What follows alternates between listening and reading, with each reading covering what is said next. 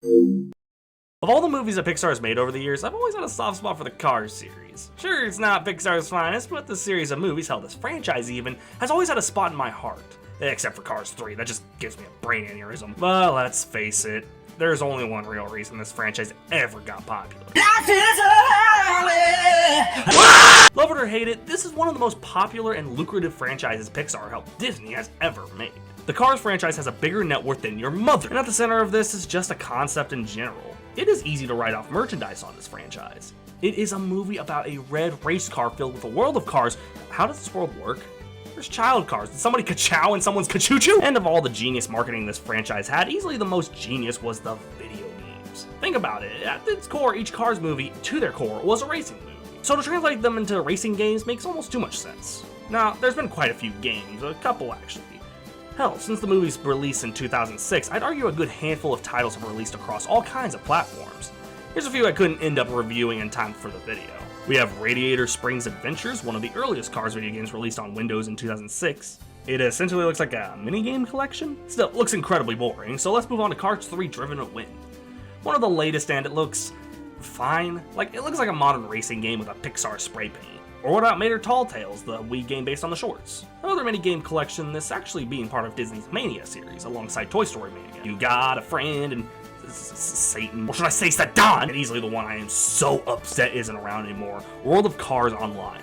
An online MMO based on the Cars universe that ran from 2008 to 2012. It is incredibly upsetting that I was just too young to play MMOs at the time. But that being said, I am discussing 4 different Cars games, all of different styles, gameplays, and platforms. If you like the video, please consider subscribing. All support is greatly appreciated. The first Cars game released in 2006 alongside the movie, developed by quite a few names like THQ and the others that probably don't exist anymore. Now, I put a lot of hours of my childhood into this game, and back in my old not being good at YouTube days, I actually teased forever that I would discuss this particular game. Wait a minute, where's the Cars review? I never did, this is Redemption. The Cars video game is essentially a racing game following Lightning McQueen as he goes around Radiator Springs, competes in races so he can compete in more races, vehicular vehicle slaughter. Oh, no! The whole game is race after race. The better you place in each race, the better score you get and the more trophies you get so you can move on to big races at the speedways. But there's also little things you can do like mini games. 2 of which I really liked were Tractor Tipping and Luigi to the Rescue. These mini games are actually really fun. Admittedly, Tractor Tipping is a little easy. The level designs aren't nearly complicated enough, and you legit can avoid Frank by simply moving around and occasionally having to hide. This is actually a notable issue with the game. It's not incredibly difficult. Sure, it's made for a younger audience, a kid version of Need for Speed, but I even went through and selected what was considered the more difficult of the 2 modes, and I still won most of the races except for 2. This wouldn't be nearly as much of an issue if A, the races were unique and different, or B, there were more challenges with the opponents. I swear, I'm racing against the retirement homes of race cars. British, my dear boy. Well, at least our dental insurance doesn't cost an arm and a foot! When I say the races are just not unique at all, I mean occasionally we'll get a change up, but chances are you're doing the same track over and over and over again until you eventually get to the speedways, which act as a boss fight in this game. Oh, but one thing, once again, there's no challenge! The only real difference between this race and the other races is that you have to make a pit stop when your tire meter is low. And this is where playing the Steam version of this game gets really annoying. See, I play with a controller because if I was playing with a keyboard and mouse, I might commit a Cars 3. But the thing is, because Steam is mostly a keyboard and mouse focused situation, even though I calibrated my controller, doesn't matter, it still shows button 4 and button 1. What the hell is button 1? This makes the pit stops in these speedway races incredibly annoying. Because more often than not, I have to just button mash in hopes that my fat thumbs will have any chance of hitting the real deal. But back to the race, of the 3 speedway races I did, I only came in second on the last one. The other 2, no competition.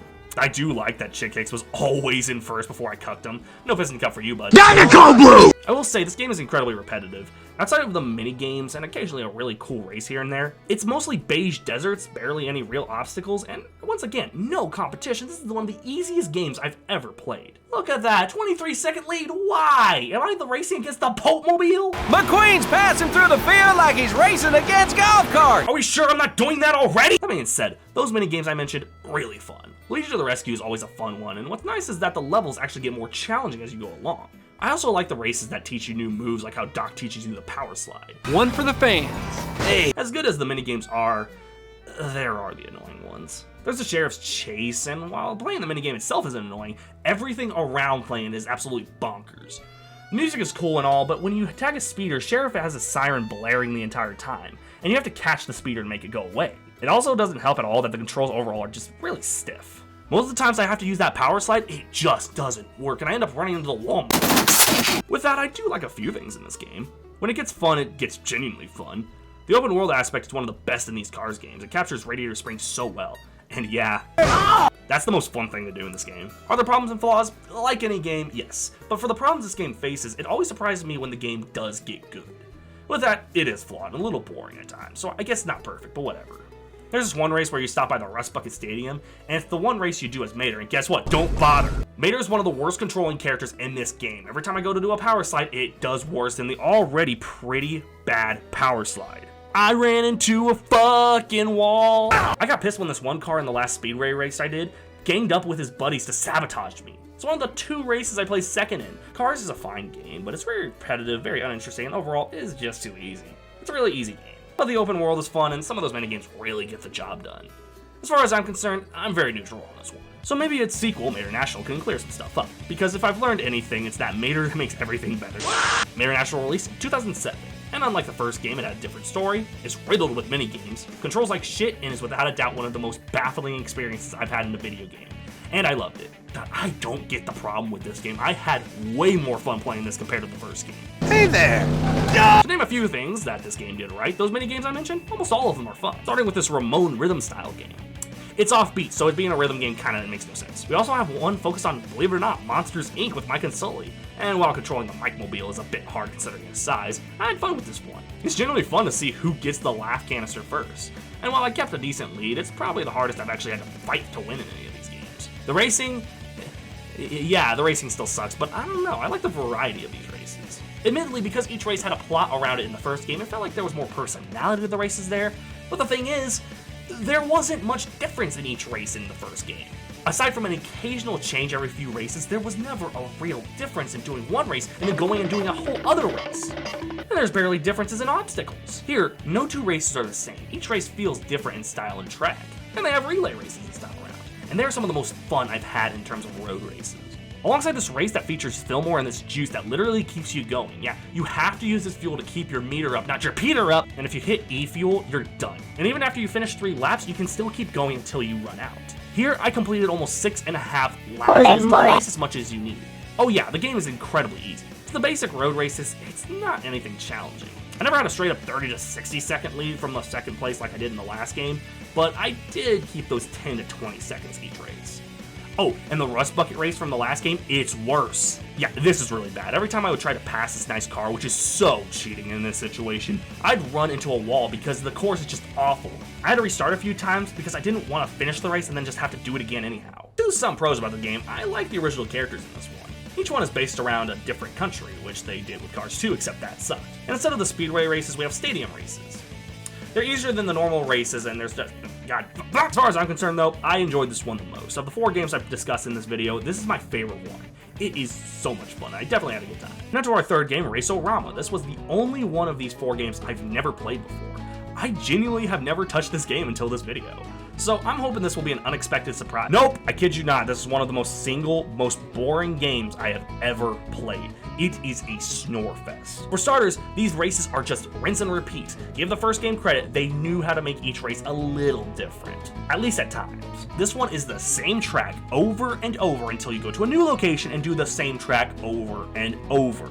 The open world is also very much worse than the last 2. Give them credit, the other 2 were interesting in terms of open world exploration. This one is so linear and barely open at all. I have to get to this one race, but to do so I have to go through all these obstacles just to the standard 3-lap race with barely anything different from the last race. And then after I do enough races, I go back to Max so we can go through Radiator Springs again. It's also a hassle to get to each race. I had to go to Ornament Valley for my first race at Radiator Springs, and then I had to go back to Radiator Springs for the next one, and then I had to go somewhere else. I got stuck in this. The power slide, it doesn't work. It's a hugely broken mechanic. It was already a bad mechanic, but somehow they broke it further. Also, in the past games, the opponents were tough, but never aggressive. There are at least 3 or 4 times where the guy behind me would tip me but from behind.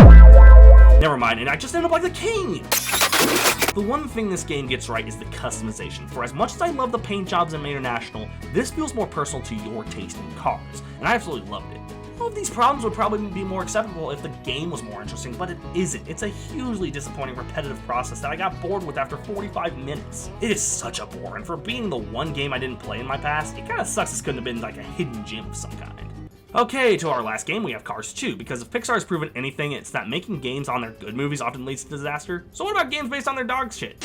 Color me impressed. This is actually a really good game. It's not perfect, none of these games are, but for being essentially a beefed up version of Rama, it does way more than the bare minimum. This is such a fun game, and it purely comes from how much they add to the already basic mechanics of the other games. For starters, this is easily the most strategic of the games. In the other games, you often just had to stay ahead of the pack and you'd win every race. But this one, you have to build up this energy meter using drifts, jumps, and humps. You have to, why are we racing against the bad guys? We're gonna welch. I also like the addition of battle races. If you can believe anything, believe that you can do races where Jeff Corvette is able to use machine guns on hinge cars. Cured.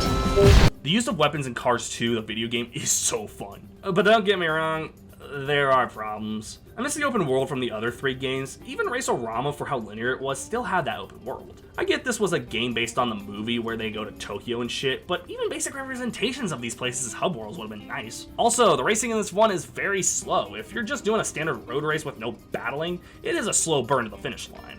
But without any turbo in your tank, you're really just waiting for the race to end. Only with battle races do you get really any interesting strategy. Cars 2 is actually really fun. Beyond International, I'd say it's the most fun I had of the 4 games. And with that, I have to say, I have a soft spot for this franchise. These games are a special part of my childhood, and as far as I'm concerned, each game served a different purpose.